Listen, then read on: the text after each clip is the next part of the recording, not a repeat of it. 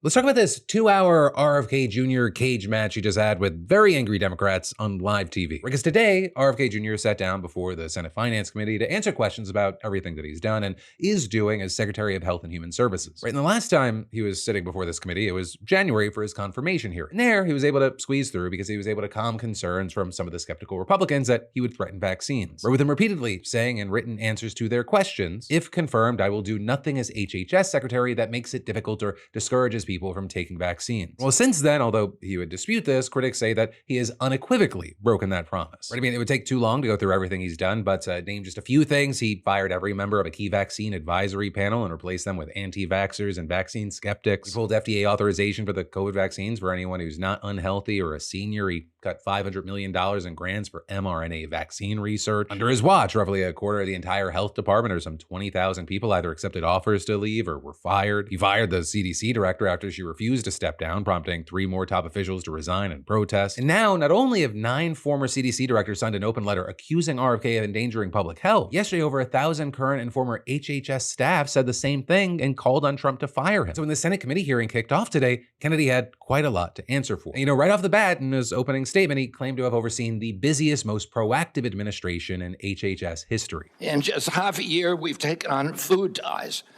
baby formula contamination, the grass loophole, fluoride in our drinking water, gas station heroin, electronic cigarettes, drug prices, prior authorization, information blocking.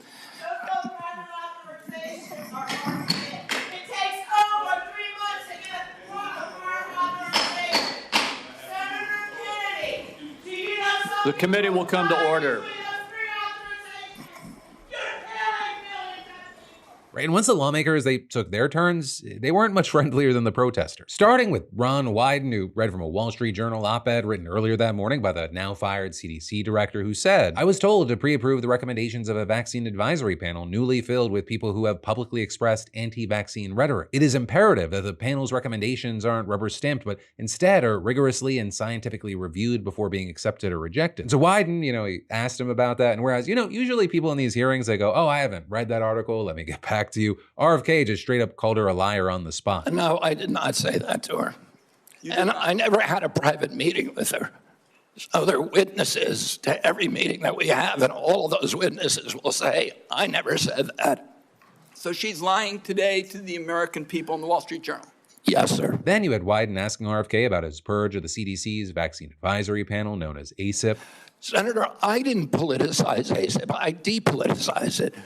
The Congress has been investigating ACIP. All over the country, Mr. Secretary, scientists and doctors are saying otherwise. They're all wrong, too. They're all lying, according to you. The scientists and doctors are supporting me all over the country.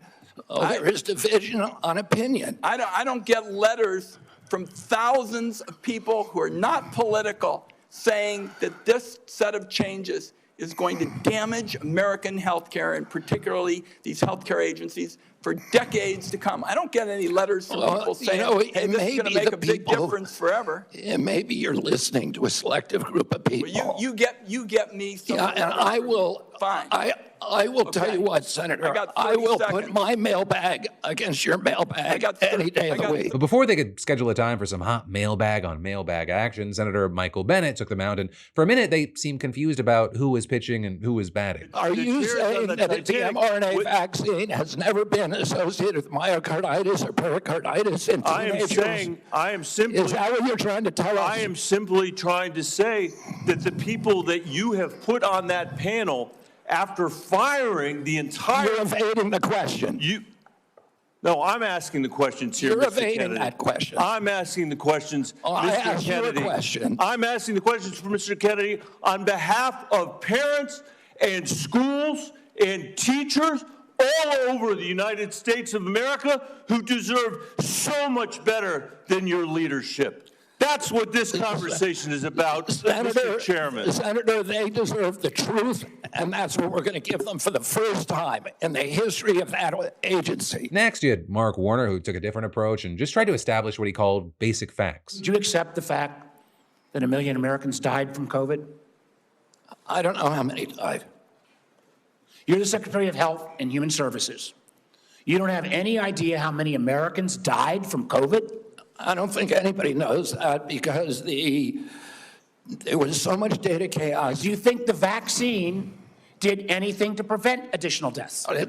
Again, I would like to see the data and talk about the data. You have had this job for 8 months, and you don't know the data about whether the vaccine saved and lives? that's the problem, is that they didn't have the data. Then you had Elizabeth Warren grilling him about whether he's made it harder for people to get vaccinated, which, by the way, experts generally seem to agree is true. I mean, just limiting the FDA's approval for the COVID shot alone is expected to disrupt insurance coverage, discourage doctors from prescribing it, and make it harder to find it at pharmacies, which is also why we're already seeing reports that some people are struggling to get appointments for vaccination this fall. So Warren, she sparred with him over this and eventually called in reinforcements from Bernie Sanders. Most Americans will be able to get it from their pharmacy free. The question is everyone who wants it. That was your promise, Mr. Kennedy, I never mine. promised that I was going to You didn't recommend prom- products with Oh, which I'm there is no sorry. indication. When you said, And I know you've vaccines taken are working for $855,000 from someone, pharmaceutical I'm not going to take them companies, away. Senator. Every single Republican, I don't mean to be political here, Mr. Chairman, has received PAC money from the pharmaceutical industry. Are they all corrupt as well? And I'm telling you, the American Heart Association has been co-opted by the food Everybody industry. but you, Senator. But you know what? When you ran for president, we have a corrupt campaign finance system. Maybe you will agree with me on that. I'm saying that the pharmaceutical industry is a greedy institution which is charging us the highest prices in the world. They are pervasive.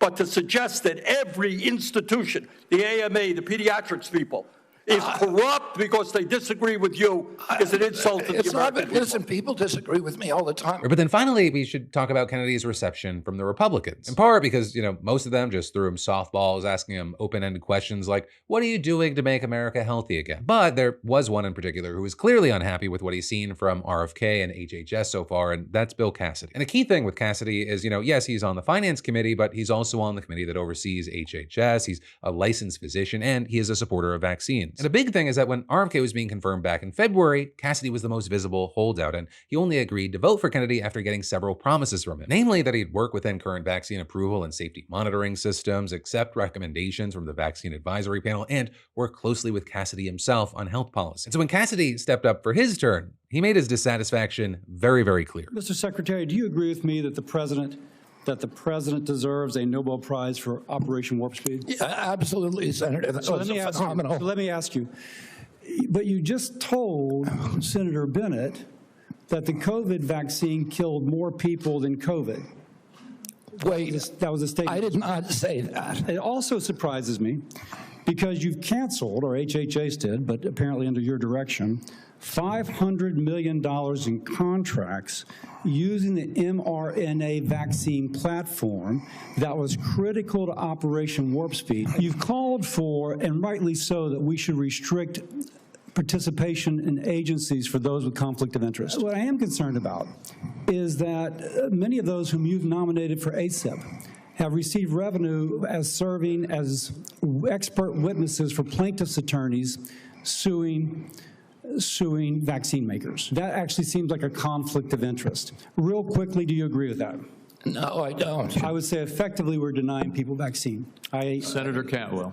You're wrong. And so, yeah, that was the hearing, essentially. It's unclear if anything productive actually came from it all, but at the very least, it happened. The wall of this is, of course, RFK's department continues to systematically dismantle the public health system as we know it. And you've got the FDA announcing that it no longer considers taking multiple vaccines for respiratory viruses at the same time safe and effective. So if pharmaceutical companies want to claim that, they'll have to conduct new clinical trials proving it, even though virtually no credible expert doubts it. To be clear, pharmacies can still legally give you the COVID shot and the flu shot at the same time this fall, like they always have, but the extra regulatory hurdle and climate of fear and uncertainty mean that some may be hesitant to. And you have experts saying that could push down overall vaccination rates because many people just won't stomach the inconvenience of having to schedule 2 consecutive appointments instead of 1. But also a big thing is that with the federal government going totally rogue, states and private organizations, they've been forming their own parallel systems to keep people safe. Right? With, for example, California, Washington, and Oregon forming a West Coast Health Alliance yesterday that'll give its own vaccine recommendation. And then in the Northeast, 8 states have discussed launching a similar coalition for several months. But then also at the same time, red states are following the White House's lead with, for example, Florida announcing that it would become the first state in the nation to end all school vaccine mandates, likening them to slavery. So yeah, just a regular old day in America these days. But then in a quick 1-minute break that helps keep the show free for you, let me say, emails, notifications, random pings, I find it impossible to focus sometimes. Like your brain's just on shuffle and the world just keeps hitting refresh. But actually not, since I've been using today's sponsor, Brain.fm. I tried all the usual stuff, Spotify playlists, noise machines, but it never really worked. I'd get distracted after like 2 minutes. But Brain.fm's different. This isn't just music. They actually work with scientists to make sounds that sync with your brain so you get in the zone faster and you stay there longer. They've got modes like deep work, creative, and motivation, and a special mode for ADHD brains. I mean, it's honestly pretty clever. And for me, it's helped to start those tasks I'd normally procrastinate on and stay focused longer than before. I mean, they even won a National Science Foundation grant for improving focus, so I mean, it's legit. There's even a study in Nature showing their music boosts attention networks and helps people perform better on tasks, especially those with ADHD. Plus, they've got sleep and relaxation modes. I mean, I've been using them to actually calm my brain later in the day, which I mean, is not an easy thing to do. And so, hey, if you want to try it, you can get 30 days free right now at brain.fm/DeFranco, or just scan the QR code. That's brain.fm/DeFranco for a full month of science-backed music that actually helps you focus. But then next up today, we've got to talk about how a dozen federal judges just issued a chilling warning. Unless the Supreme Court changes course, somebody is going to die. Right, and that is Trump is asking the Supreme Court to overturn last week's 7-4 appeals court ruling that determined he does not, in fact, have the authority to implement most of the tariffs that he's placed on foreign imports recently. Though the appeals court did give Trump some wiggle room to ask the Supreme Court to weigh in on the matter before the ruling takes effect, which is exactly what he's doing, with both Trump and his Justice Department framing the appeals court ruling as catastrophic for the country. And you've got Solicitor General John Sauer saying in a written filing to the High Court, the stakes in this case could not be higher. The president and his cabinet officials have determined that the tariffs are promoting peace and unprecedented economic prosperity, and that the denial of tariff authority would expose our nation to trade retaliation without effective defenses and thrust America back to the brink of economic catastrophe. With Trump then asking the Supreme Court to expedite their ruling because, quote, the financial fabric of our country is at stake. And specifically, he's requesting they take up the case by September 10th and then hear arguments in November, which really would be especially fast considering that the High Court's new term doesn't even begin until October 6th. And so now that's a ruling we're definitely going to have to keep an eye out for, but we should also zoom out a bit and talk about how this is, it's really just another example of Trump using emergency rulings from the Supreme Court to essentially rubber stamp his agenda. And I mean, you've got lower court judges saying that by allowing Trump to do so, the Supreme Court is potentially undermining the entire judiciary system. And in fact, in an incredibly rare interview, you had a dozen federal judges, notably both Republican and Democratic appointees, sitting down with NBC, and all 12 spoke on the condition of anonymity, out of concern about retaliation and threats, which of course has become a very real problem in recent years. But these judges, they all pointed to a pattern that's been emerging. They're handed a contentious case relating to the Trump administration. They painstakingly research the law to reach their rulings, and when they rule against Trump, they have to deal with the intense criticism and harsh words. And then the case is appealed to the Supreme Court, where an emergency ruling rejects the lower court judge's findings with little to no explanation. And so all of that leading to lower courts looking shoddy and biased against Trump, which opens them up to a whole new level of criticism from big names in the MAGA world, and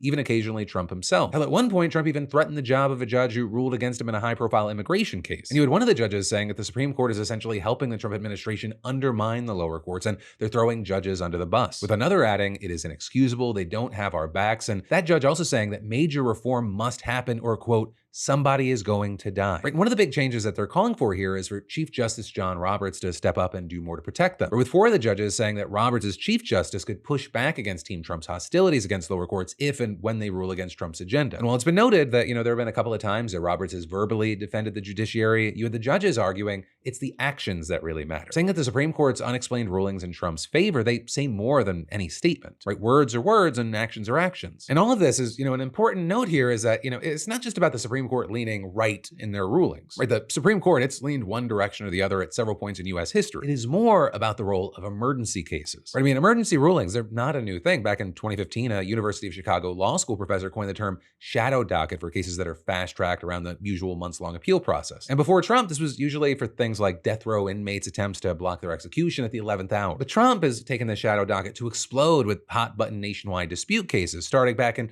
his first administration with his travel ban on people entering the United States from mostly Muslim-majority countries, which the Supreme Court at the time allowed to partially go into effect. And in his second time around, he's already asked the Supreme Court to block lower court rulings on an emergency basis 23 times. Right? And the Supreme Court has agreed 17 times, and of the remaining cases, they've only said no twice. The one is still pending, and the other 3 being resolved without decisions. And for comparison, it appears that throughout the entire 4-year Biden administration, they filed applications for emergency rulings only 19 times. And even with that, the court only gave the thumbs up 10 times. But going back to Trump, of the 17 cases that the Supreme Court okayed for for his administration just this year, 5 of those reportedly offered no explanation for their ruling, and 7 of them reportedly had less than 3 pages of reasoning. Though that's also not a complaint exclusive to Trump. I mean, of the 10 wins the Supreme Court gave the Biden administration, 8 of those had no explanation. And that ends up being a problem because, as one of the 10 judges explained to NBC, the Supreme Court has a responsibility to explain their rulings in a way that the public can understand. And the lack of those explanations, it's resulted in serious problems for lower court judges who are required to follow the Supreme Court's lead. But then because of the lack of explanation, they're not sure what they're supposed to do or how to proceed in the related cases, especially in cases where the Supreme Court undermines established precedent without overturning it entirely. Right? And there's also the unspoken message that the Supreme Court's sending by churning out emergency rulings in favor of Trump's agenda, with one of the judges telling NBC that the Supreme Court is effectively endorsing Team Trump's stance that the lower courts are biased against them, and adding, it's almost like the Supreme Court is saying it is a judicial coup. And so ultimately, that's where we are. We have this growing concern, and it remains to be seen,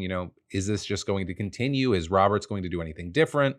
We'll have to wait and see. But then, next up from that, we should talk about how Donald Trump wants to pick New York City's next mayor. And to do that, his advisors are reportedly thinking about offering current mayor Eric Adams a job in his administration, with the idea being that Adams would then drop out of the race and it would give Andrew Cuomo a better chance of defeating Zoran Mamdani. And actually, for the same reason, Trump's people are reportedly trying to find a place for Republican candidate Curtis Sliwa in the White House. And actually, you have Mamdani speaking out about this, saying, he's not worried about losing either way, but that this is about more than that. Today, we have learned what New Yorkers have long suspected, that Andrew Cuomo is Donald Trump's choice to be the next mayor of this city. We feel just as confident as we did yesterday that we will win this race in November. This is, however, about an affront to our democracy, an affront to what makes so many of us proud to be Americans, that we choose our own leaders. Not that they get to pick themselves. Not that they get to be picked by the President of the United States. That is what this news has revealed to us today. And that is what this campaign is fighting. Not simply any other candidate that will be on the ballot, but the notion that New York City is for sale. But the reason that so many New Yorkers are fed up with politics as they know it is because of news like this. Backroom deals, corrupt agreements, all of which serve to increase the sense of disaffection and despair as it pertains to how people feel about politics across this country. Now, with all that, I'll say Adams and Sliwa, they've denied speaking with the president or receiving a job offer. Adams also claiming he has no plans to exit the race, but also saying he wouldn't discuss any private conversations he might have had. Though the specifics of the wordings in the situation probably matter, as you have the New York Times suggesting that intermediates for Trump have been in touch with associates of Adams, with one source saying the administration's been looking into making Adams an ambassador. Also, someone else telling Politico that he's actually already been offered a position at the Department of Housing and Urban Development. But also notably, let's say, even if all that isn't true, you have people saying that Mamdani's point about backroom deals and corrupt agreements, they still stand, right? Adams, he became mayor in 2022, and last September, after a years-long investigation, prosecutors charged him with conspiracy, bribery, and other crimes, saying that he had, 1, accepted more than $100,000 in flight upgrades and airline tickets, 2, pressured the city's fire department to sign off on the opening of a new high-rise Turkish consulate building despite safety concerns, and 3, fraudulently obtained millions of dollars in public funds for his campaign. And then after that, for whatever reason, randomness, probably unrelated, you had Adams refusing to criticize Trump, telling his top aides to do the same, also changing his stance on immigration, and ultimately kind of just doing whatever he could to curry Trump's favor. And again, probably completely unrelated to the situation, when Trump got back into office, Adams's lawyers formally asked for a pardon. But then, 1 week later, Adams's lawyer getting a call from one of Trump's top political appointees at the DOJ saying he wanted to talk about potentially dismissing the case against him. And wouldn't you know it, after some back and forth, that's exactly what happened. Even had the judge who ultimately granted the motion to dismiss the charges saying it looked like the department had offered the mayor a quid pro quo, with prosecutors who had worked the case also saying the same. And notably, since switching to run as an independent, there's only been more allegations swirling around Adams. Last month, one of his former advisors was indicted on charges of corruption and bribery, and another faced similar allegations after handing a reporter a potato chip bag stuffed with cash. And then, of course, there's the Cuomo of it all. Cuomo is a former governor of New York. He's running as a third-party candidate after getting whooped by Mamdani in the Democratic primary. And, notable to the situation, he resigned as governor after facing sexual harassment allegations. claims he's been investigated for lying about the underreporting of nursing home deaths in the state during the pandemic, and he may be more than willing to accept help from Trump than he's let on. In fact, it's actually been reported that he spoke to Trump on the phone about the race, though I will say both men have denied that. Also, more recently, in private, Cuomo has told business leaders that he doesn't want a combative relationship with Trump, and he's told wealthy Hamptonites at a fundraiser that he actually expected Trump would ultimately help him win the race. Though again, he has since denied that, saying in an interview yesterday that it would actually make more sense for Trump to support Mamdani. And actually, to be fair, that does seem to be the prevailing view among many Republicans who do think that, in fact, that they could use Mamdani as a sort of socialist boogeyman to shape elections around the country. And actually connected to that, as far as Trump's talked about this publicly, I mean, back in July, after basically claiming that Mamdani immigrated to the U.S. illegally and even threatening to arrest him if he interfered with immigration enforcement in the city, you had him saying, "I'm not going to let this communist lunatic destroy New York," which you could, one, see as an example of how they would want to use the situation and constantly kind of make him the lightning rod for attacks. So this also is, two, there have been reports saying he is genuinely trying to find another candidate that has the best chance of defeating him. And then actually beyond that, you have New York real estate moguls, developers, and billionaires seemingly all teaming up to do whatever they can to stop Mamdani. And backing Cuomo, it seems like their best bet. Because Mamdani, I mean, he's generally been leading the polls with anywhere from around 30 to 40% of the vote. Whereas Cuomo's support, it's been hovering in the low to mid 20s. Sliwa, he's been in the teens, and Adams has been in the single digits. But all of that is, it's also not clear that any of them dropping out would drastically change anything. And actually, if they did, they might actually not be able to remove their names from the ballot at this point in the race. But hey, for now, we're gonna have to wait to see how all this plays out. Not even just on this front, but also right on the front of if we see certain Democratic politicians, the ones who, just less than a year ago were shouting, "Hey, you gotta vote blue no matter who." They will endorse Mamdani, or at the very least, bring that same vote blue no matter who energy. Because otherwise, I don't know, certain people like Jeffries might seem like hypocrites, or people might tie it to them receiving AIPAC money. But then in a quick 1-minute break that helps keep the show free for you, let me say, without today's sponsor, HelloFresh, dinner time would just be me in the kitchen staring at random condiments while my kids ask, "Is popcorn a meal, Dad?" But HelloFresh, it keeps me from that level of parental failure. I love it. I think you'll love it too. And they've also just made their biggest menu upgrade yet. Right? It's bigger. The menu's doubled, 100 recipes every week, so even the pickiest person at the table can find something they'll eat. It's healthier. They sneak in 2 or more veggies per dish, plus high protein options, so I don't feel like I'm taking a nap right after dinner. It's also tastier. Steak and seafood every week, 3 times more seafood at no extra cost, and seasonal produce. I mean, snap peas to stone fruit to corn on the cob. And hey, bigger portions, because little humans actually eat like linebackers when it's food that they're excited about. And hey, 9 out of 10 customers say HelloFresh is more delicious. And I just like getting a real meal on the table without having a meltdown. It's America's #1 meal kit for a reason. So hey, the best way to cook just got better, and you should go to HelloFresh.com/DeFranco10FM now, or scan the QR code to get 10 free meals and a free item for life. That's 1 per box with active subscription. Free meals applied as discount on the first box. New subscribers only. Varies by plan. That's HelloFresh.com/DeFranco10FM to get 10 free meals and a free item for life. But then, next up in the news, Donald Trump broke the law by freezing more than $2 billion in research funding for Harvard University. That is what a federal judge just ruled, saying that the White House violated Harvard's First Amendment rights, and this is huge. With the judge also telling Trump that he can't block any of the school's federal research funding, quote, in retaliation for the exercise of its First Amendment rights or on any purported grounds of discrimination without compliance with the terms of Title VI, which is the law prohibiting discrimination on the basis of race, color, national origin, and programs and activities that receive federal financial assistance. And that matters here because Trump's supposed justification for pulling Harvard's funding included the claim that there was rampant anti-Semitism and discrimination against Jewish and Israeli students on campus. Right back in April, the Trump administration sent the school a letter telling it that if it wanted to keep its funding, it had to deal with that, demanding that it change its admissions and hiring policies and end DEI programs, among other things. But then Harvard, they refused, and within hours, the White House announced that it would begin cutting off funding. So the school sued a week later, and since then, this lawsuit has just been one part of a much bigger battle. With Trump trying to bar international students from attending, threatening the university's accreditation and tax-exempt status, and even cutting off more funding to the school. And a huge thing is that all of this is other Ivy League universities, including Columbia, Penn, and Brown, have made deals with the White House to avoid punishment. But then with all of this, it feels very important to go back to the anti-Semitism, or at the very least, the supposed anti-Semitism of it all. Because while the judge said that Harvard has had serious issues with anti-Semitism, Trump's funding freeze, it was illegal, and a review of the administrative record makes it difficult to conclude anything other than that the defendants use anti-Semitism as a smokescreen for a targeted, ideologically motivated assault on this country's premier universities, and saying we must fight against anti-Semitism, but we equally need to protect our rights, including our right to free speech, and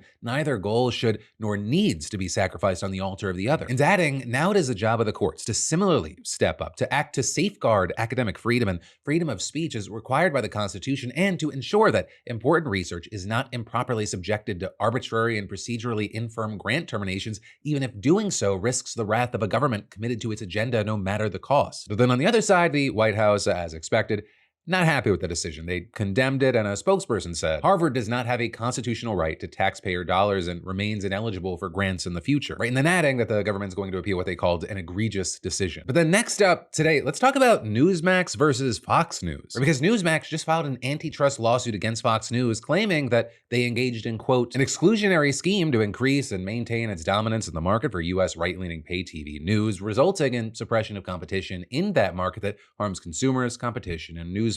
Or in other words, they're essentially arguing that Fox News has been illegally hogging the conservative news market. And as far as how, you have Newsmax claiming that Fox does this in a number of ways, including by intimidating cable, satellite, and TV providers into exclusionary contracts, and saying Fox leverages this market power to coerce distributors into not carrying or into marginalizing other right-leaning news channels, including Newsmax, and alleging that Fox will actually force distributors into unfair terms and impose financial penalties on them if they carry Newsmax and others in their standard cable packages. Right? Notably, this suit was filed in Florida, and it claims that Fox's misconduct, it goes beyond just these contracts. With Newsmax saying that ever since its cable channel began, it's actually faced threats and smear tactics from Fox News, including Fox hiring private detective firms to investigate Newsmax execs, and then also claiming that Fox would pressure its guests to stop appearing on Newsmax, and if those guests didn't listen, producers were told to avoid booking them altogether. And then they further alleged that when Newsmax confronted Fox regarding this anti-competitive conduct, Fox News responded, "Welcome to the big leagues." Right, with all this, I think some important context is that Fox News, I mean, they're not even the biggest right-leaning cable news channel. They are the most watched cable news channel in the country. So obviously Newsmax's ratings, they don't compare to what Fox is pulling. In the past, you've even had the New York Times calling Newsmax the David to Fox News' Goliath. Though I will say in recent years, Newsmax has seen some moments of growth, including when Tucker Carlson left Fox in 2023. I mean, that created a time slot for Newsmax to grow. And actually, according to the lawsuit, it also saw a boost during Trump versus Biden, with the lawsuit claiming that the 2020 election highlighted the consumer demand for a right-leaning pay TV news alternative to Fox's establishment platform. With them adding before and after the election, Newsmax's rating grew because it offered viewers fresh and different right-leaning news, complete with new talent and new opinions. And so then with that, you have Newsmax alleging that at that time, Fox News actively saw Newsmax as a threat, and they pointed to texts and other messages executives and talent allegedly sent one another. With some execs apparently calling Newsmax's surge troubling and saying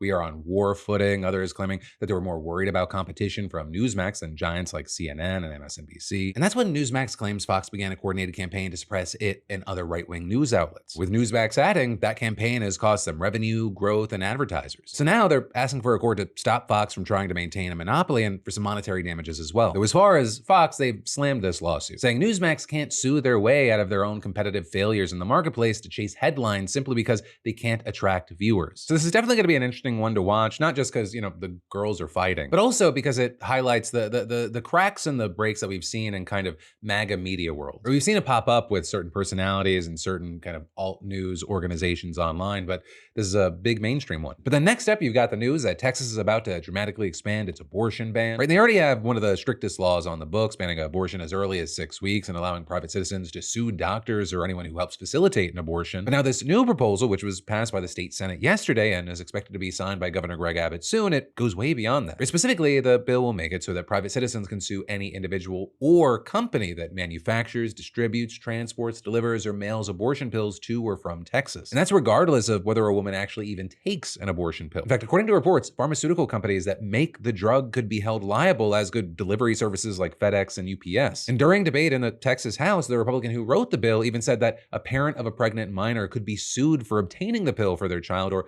even just calling a clinic outside of Texas to ask about mail order pills. Now, notably here, like Texas's current law, women who end their pregnancies can't be sued, nor can doctors who perform abortions in emergency situations. But even if they can't sue the woman, anyone can still bring a lawsuit against facilitators, regardless of whether they have any connection to her. And also, if they're successful, the defendants would be required to pay as much as $100,000 in damages. But only the pregnant woman herself, the man who impregnated her, and direct relatives of the fetus, they would be able to get the full $100,000. Anyone else, they'd be able to pocket $10,000, with the remaining $90,000 going to charity. Though there are also limited exceptions, like a man who impregnated a woman through sexual assault, he wouldn't be eligible for damages, but it's also unclear how that would be enforced. Then it looks like Sydney Sweeney's controversial Good Genes campaign has been insanely good for American Eagle. And in fact, you now have the company saying they're going to do more work with Sweeney later this year. Because while there was some backlash of people saying that it was kind of dog whistly or it was promoting eugenics, genes are passed down from parents to offspring.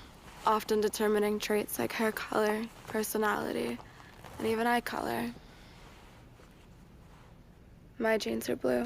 Sydney Sweeney, Casper Jeans. It appears that, some people loving it, some people hating it. Any publicity is good publicity because American Eagle stock soared 30% as of this morning after the brand released a strong earnings report and claimed that Sweeney's campaign was largely the thing. With American Eagle's CEO saying during an earnings call that because of the ads, the company experienced record-breaking new customer acquisition and brand awareness. Though it also wasn't just Sweeney. The clothes maker also said that the boost in customer awareness, engagement, and comparable sales was also driven by a new collab with Travis Kelce and the lifestyle brand True Colors, a project that also very notably was launched just one day after the news of his engagement to Taylor Swift was made public. And in fact, you had American Eagle reporting that its customer count was up more than 700,000 since the launch of the campaigns, which together have generated 40 billion impressions. And so with all that, you had the chief marketing officer telling investors, Sydney Sweeney Has Great Jeans is not going anywhere. Sydney will be part of our team as we get into the back half of the year, and we'll be introducing new elements of the campaign as we continue forward. And with that, it brings us to the end of this video. You've got even more just a click away. You got my newest podcast right here with free speech attorney Ari Cohn. We actually just finished everything up right before today's show, and we talked about